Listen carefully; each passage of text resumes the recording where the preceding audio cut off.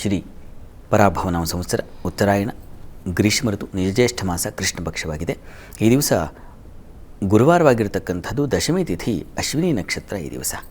ಈ ದಿವಸ ಗುರುವಾರ ಜಾತಕದಲ್ಲಿ ಗುರುಗ್ರಹ ಏನಾದರೂ ದೋಷಯುಕ್ತನಾಗಿದ್ದರೆ, ಅಂದರೆ ಗುರು ನಿರ್ಬಲನಾಗಿದ್ದರೆ, ನಿಮ್ಮ ಜಾತಕಗಳಲ್ಲಿ ಗುರು ನೀಚ ಸ್ಥಾನದಲ್ಲಿರಬಹುದು, ಶತ್ರುಕ್ಷೇತ್ರದಲ್ಲಿರಬಹುದು, ಮೌಢ್ಯನಾಗಿರಬಹುದು. ಅಂತಹ ಸಂದರ್ಭಗಳಲ್ಲಿ ಗುರುವಿನ ದಶಾಕಾಲ ನಡೀತಾ ಇದ್ದರೆ ಆ ಸಂದರ್ಭದಲ್ಲಿ ಸಾಮಾನ್ಯವಾಗಿ ನಮಗೆ ಅಪಮಾನಗಳು ಬರ್ತಕ್ಕಂಥದ್ದು, ಹೊಟ್ಟೆ ಸಂಬಂಧಿ ಇಂಟೆಸ್ಟೈನ್ ಸಂಬಂಧ ಇರತಕ್ಕಂಥ ತೊಂದರೆಗಳು ಬರ್ತಕ್ಕಂಥದ್ದು, ಅಥವಾ ಬ್ರೈನ್ಗೆ ಸಂಬಂಧಿಸಿರ್ತಕ್ಕಂಥ ಸಮಸ್ಯೆಗಳು ಬರ್ತಕ್ಕಂಥದ್ದು, ಅಥವಾ ಗುರುನಿಂದನೇ ಗುರುಶಾಪ ನಮಗೆ ಬರ್ತಕ್ಕಂಥದ್ದು, ಹೀಗೆಲ್ಲ ಆಗೋ ಸಾಧ್ಯತೆ ಇರುತ್ತೆ. ಯಾವುದೋ ಒಂದು ದೇವಸ್ಥಾನದಲ್ಲಿ ಕೆಲಸ ಮಾಡ್ತಾ ಇರ್ತೀರ, ಅಪಮಾನ ಬಂದುಬಿಡುತ್ತೆ. ಅಥವಾ ಇನ್ಯಾವುದೋ ದೇವ್ರ ಕಾರ್ಯಕ್ಕೆ ಹೋಗ್ತಾ ಇರ್ತೀರ, ಆಗೇನೋ ತೊಡಕುಗಳು ಬಂದುಬಿಡ್ತಕ್ಕಂಥದ್ದು, ಗುರುತರವಾದದ್ದು, ಆ ಥರದ್ದೆಲ್ಲ ಸಮಸ್ಯೆಗಳು ಬಂದುಬಿಡುತ್ತೆ.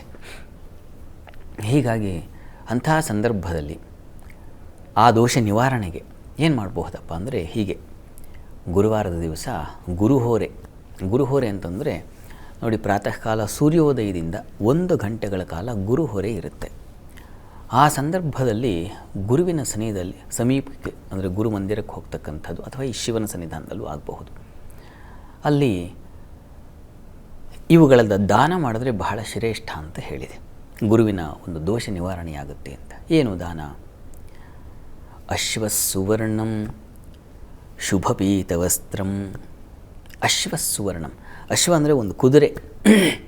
ಆ ಕುದುರೆ ಪ್ರತಿಮೆಯನ್ನು ಗುರುವಿನ ಸನ್ನಿಧಾನಕ್ಕೆ ದಾನ ಮಾಡಿದ್ರೆ ತುಂಬ ಶ್ರೇಷ್ಠ, ಆ ಗುರುವಿನ ದೋಷ ನಿವಾರಣೆ ಆಗುತ್ತೆ ಅಂತ ಹೇಳಿದೆ.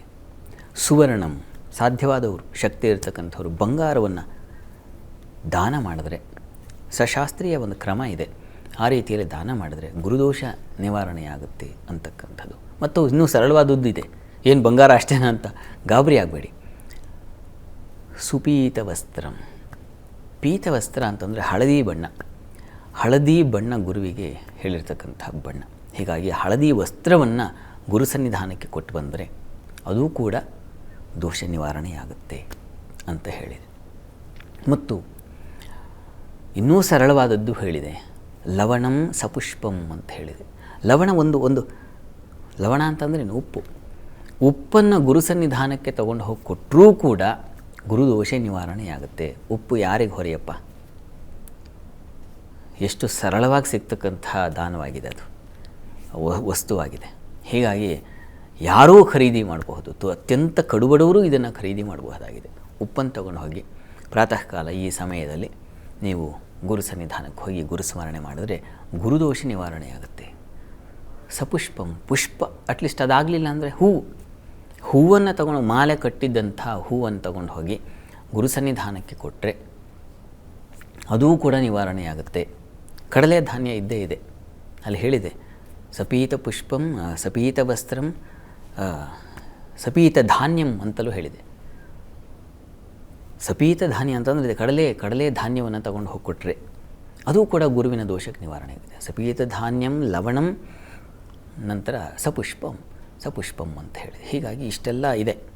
ಇದರಲ್ಲಿ ಯಾವುದು ಸಾಧ್ಯವಾಗುತ್ತೆ ತಮಗೆ, ಈ ದಿವಸ ಗುರು ಸನ್ನಿಧಾನಕ್ಕೆ ಹೋಗಿ ಬನ್ನಿ, ಗುರುವಿನ ಸೇವೆಯನ್ನು ಮಾಡಿ, ಭಕ್ತಿಯಿಂದ ನೀವು ಶ್ರದ್ಧೆಯಿಂದ ಗುರು ಸನ್ನಿಧಾನಕ್ಕೆ ಹೋಗಿ ಸ್ವಲ್ಪ ಎಷ್ಟಾಗುತ್ತೆ ಅಷ್ಟು, 1 kg ಅಥವಾ 2 kg ಎಷ್ಟಾಗುತ್ತೆ ಅಷ್ಟು ತುಪ್ಪ ತಗೊಂಡು ಹೋಗಿ ವಸ್ತುತಃ ಗುರುವಿಗೆ 19,000 ಸಂಖ್ಯೆ ಜಪ ಹೇಳಿದೆ. ಹೀಗಾಗಿ 19 kg ಅಷ್ಟಾದರೂ ಉಪ್ಪನ್ನು ಕೊಟ್ಟರೆ ಬಹಳ ಒಳ್ಳೆಯದು. ಅದಾಗಿಲ್ಲ ಅಂದರೂ ತಲೆ ಕೆಡಿಸ್ಕೊಡು, 1 kg ಕೊಟ್ಟರು ಆಗುತ್ತೆ. ಕೊಡೋದು ಎಷ್ಟು ಕ್ವಾಂಟಿಟಿ ಅದು ಬಹಳ ಮುಖ್ಯ ಅಲ್ಲ, ಭಕ್ತಿಯನ್ನು ಕ್ವಾಲಿಟಿಯನ್ನು ಸೇರಿಸ್ಕೊಂಡು ಕೊಡೋದು ಬಹಳ ಮುಖ್ಯ. ಹೀಗಾಗಿ ಶ್ರದ್ಧೆ ಅನ್ನೋದೇ ಅಲ್ಲಿ ಕ್ವಾಲಿಟಿ. ಅದನ್ನು ತಗೊಂಡು ಹೋಗಿ ಸಮರ್ಪಣೆ ಮಾಡಿ ಗುರುವಿನ ದೋಷ ನಿಸ್ಸಂಶಯವಾಗಿ ನಿವಾರಣೆಯಾಗುತ್ತೆ.